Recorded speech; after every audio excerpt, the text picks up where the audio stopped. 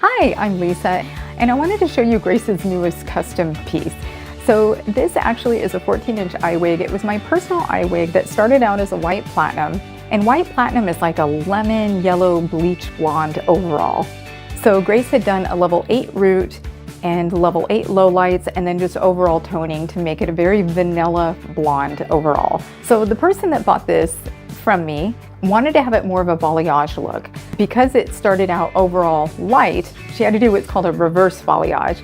So essentially, you're taking that darker color rooting that you're adding and you're creating the balayage look from roots down, if that makes sense. So I don't know, in my opinion, watching her, I'm not the cosmetologist, but it seemed like a more difficult process than like hand painting on lightener to get something lighter. So this is how it turned out. The only other thing I did to the iWig when I got it, when Grace lightened it, was I did thin it out quite a bit.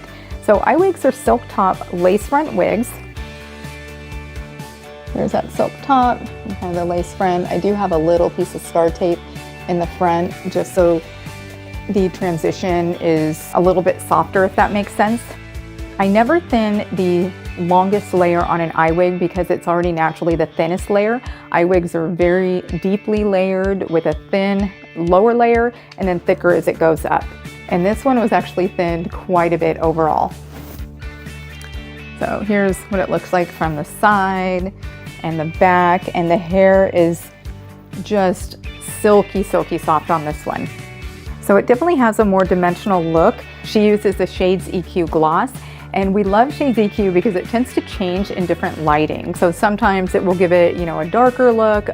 Sometimes it'll change from like a neutral color to a more warm or a more ash. And I just love Shades EQ.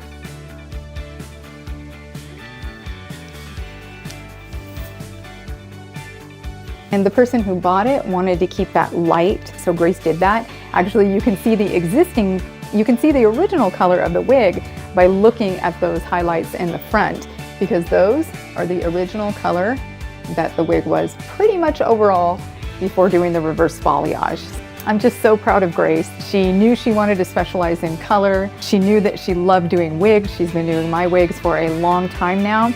And now she's even ventured out and she's doing some custom work for Carrie of New Wave Hair Co., which if you've watched my previous videos on wigs, then you probably know that she makes my hands down favorite lace top. So it's just wonderful to see Grace living out her dream, getting to do lots of colors. She is just so happy when clients trust her enough to send in their wigs to try to get them customized, to make them more what they really want. So there's definitely an art to coloring wigs. And it's really fun to watch Grace create. So it's kind of like our time, I'll go hang out with her while she's coloring wigs. I'm usually her wash and condition girl. I try to help out while I'm in with her. And it's just so fun to watch her create. We've really ended up bonding over my hair loss, going through my wig journey, her going through cosmetology school at 17 years old, and her now at 18 and a half, just doing amazing color work, haircuts, thinning. I mean, I'm really in awe of her when I watch her work. Like, she's just in her zone. So anyway, just wanted to show you, it's just super pretty. And it's funny, this is definitely one of those that now that I see it reimagined how somebody else wants it for them, I'm like, why didn't I think of that? So, I'm definitely learning that even with my own wigs, I need to reach out and experiment and have her do things even that are out of my comfort zone, because I usually end up absolutely loving them. And lately I've definitely been, sorry, my insulin pump, I've definitely been wearing more darker colored wigs and darker roots, and I really like them. So that is it. Have a beautiful day, and thanks for watching.